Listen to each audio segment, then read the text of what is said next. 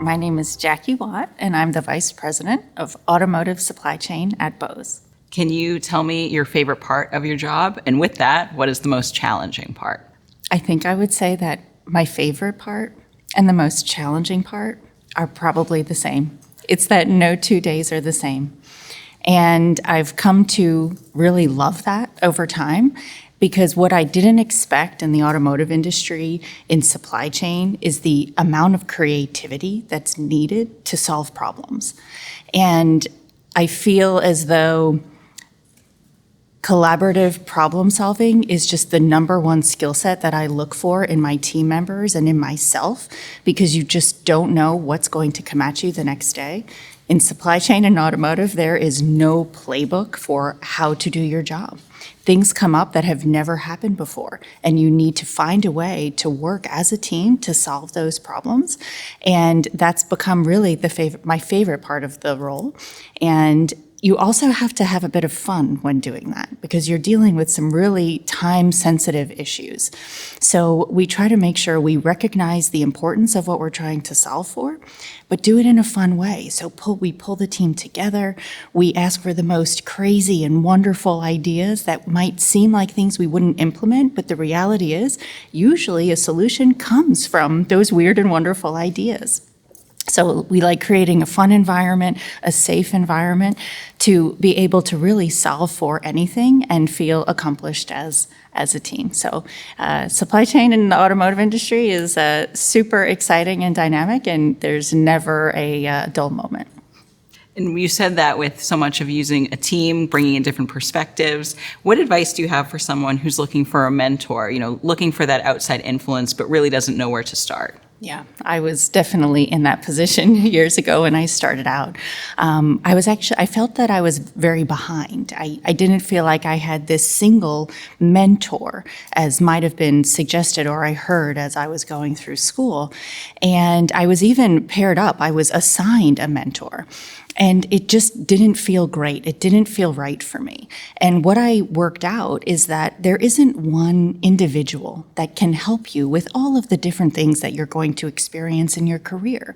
What I realized is that I needed a network of mentors, and it doesn't have to be a formal activity, right? I've had people approach me and talk with me and, ask, will you be my mentor? Of course, I'm happy to talk with you, but it doesn't even have to be that formal. I found that making sure I had people where I just had a natural connection, and it was someone that I felt comfortable talking to, people are always happy to provide their advice. They're happy to hear what you're going through and explain what they experienced through their career. But at the end of the day, I would talk to those people, I would get different opinions, and then it was up to me. It was up to me to make that decision, not one single mentor who's going to guide you through your career. So I would encourage people to not put too much pressure on yourself. There are people out there, when you form that natural connection, ask if you can ask for their experiences or if you could run something by them to get their opinion. They'll most likely be flattered. I know I always am when people come to me.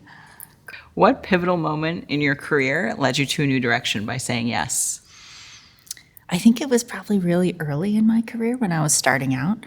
I had just studied and completed 2 degrees in marketing and applied for my first full-time position, of course, in marketing. And I had a lot of great conversations with this company, and they called me back and they said, Jackie, we'd like to talk to you more, but it's not for a role in marketing. It's actually in supply chain and procurement. Would you be interested?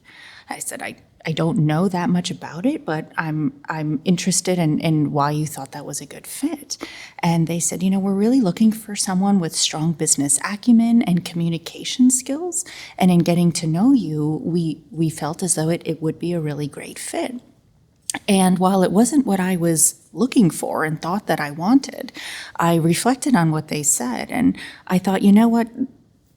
I didn't disagree. I thought, those are actually maybe natural skills for me, and I hadn't really thought about that and how that could play in my long-term career. So I said, let's give it a shot. What's the worst thing that could happen? And so I said yes, and I've been in supply chain and procurement for my whole career, so I probably should write them a thank you note for guiding me in the right direction. Another question that I would like to end on, Forte uses the hashtag more women leading. How important is more women leading to your industry? So important. Automotive is very male dominated. Supply chain can be at times as well. And there were many times in my career where I was the only woman in the room. And it can be extremely intimidating to the point that you're scared to speak. You don't want to interrupt. You feel uncomfortable. And that is the opposite of where we need to be. And what I had to dig in and work out is how could I bring my confidence to those situations? And I found that using data and facts was my way to be in those meetings, to be in those conversations, and to feel strong about what I was there to represent. It's really hard to argue with data and facts. So it's so important to do that hard work, be prepared so that you come in with the confidence and people have to listen to you. It doesn't matter what you look like, what you're wearing, and they will listen to a very solid story. So that's always what I come back to. And what I encourage people to do is find the ways to bring their confidence. What allows you to bring that to the room every time so that you can participate appropriately and not feel intimidated? Because we need more and more women in the boardrooms and leading those boardrooms. So find that confidence, find the way to have your voice in that room.